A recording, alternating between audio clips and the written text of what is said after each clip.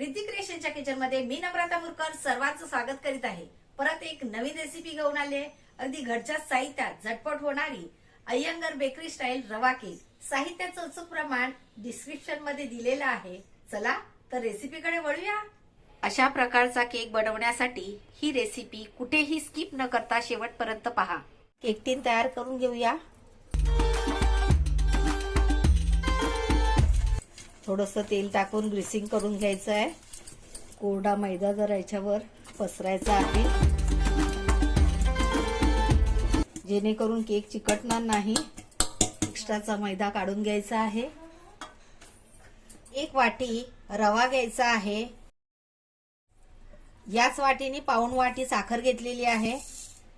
आता हे मिक्सरला लावून एकदा फिरवून घ्यायचं। मिक्सरला लावून आलेला आहे। मिक्सिंग बाउल मध्ये काढून घेऊया। ज्या वाटीने रवा घेतला त्याच वाटीने आपल्याला एक वाटी मैदा घ्यायचा आहे।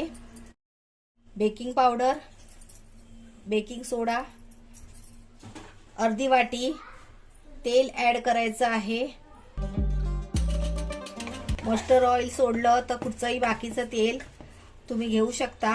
गडद वासवाला तेल घ्यायचं नाहीये। रवा केक बनवण्यासाठी गरम दूध वापरायचं आहे। एक वाटी इथे दूध घ्यायचं आहे आपल्याला। एकीकडे आपण टोप आपलं प्रीहीट करायला ठेवून देऊया।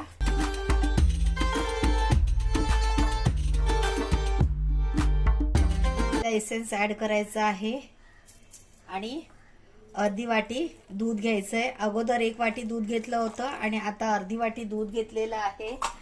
1.5 वाटी दूध आपल्याला वापरायचं आहे।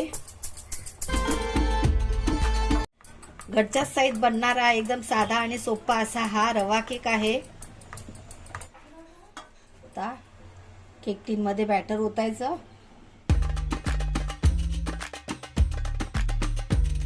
आता केक टीन आपल्याला टोपामध्ये ठेवून द्यायचं। इथे आपलं टोप पण प्रीहीट झालेलं आहे।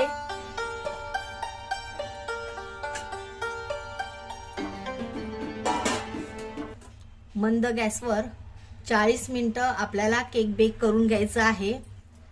केक बेक करायला ठेवल्यानंतर सारखं सारखं झाकण उघडून बघायचं नाही। सारखं झाकण उघडून बघितल्याने टेम्परेचर ब्रेक होऊन केक बिघडण्याची शक्यता असते। आता आपण 40 मिनिटांनंतर झाकण उघडून बघूया। केक बेक करायला ठेवून 40 मिनिटं झालेली आहेत। आता उघडून बघूया।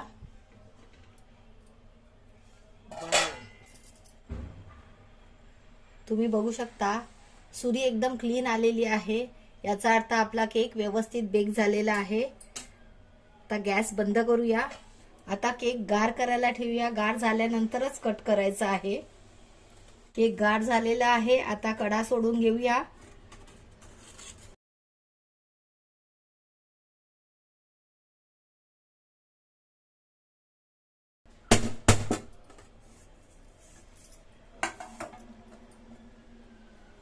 छान केक झालेला आहे।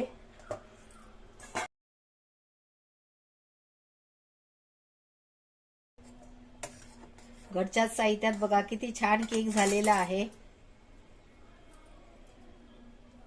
तुम्ही बघू शकता किती जाळीदार रवा केक झालेला आहे। तर मंडळी अशा प्रकारे अय्यंगार बेकरी स्टाईल रवा केक तयार आहे। रेसिपी आवडली तर लाईक करा, शेअर करा। चॅनलवर नवीन असाल तर चॅनलला सबस्क्राईब करा। वेळात वेळ काढून तुम्ही ही रेसिपी पाहिली त्याबद्दल खूप खूप आभार। लवकरच परत भेटूया अशाच एका नव्या रेसिपी सोबत। तोपर्यंत बाय बाय।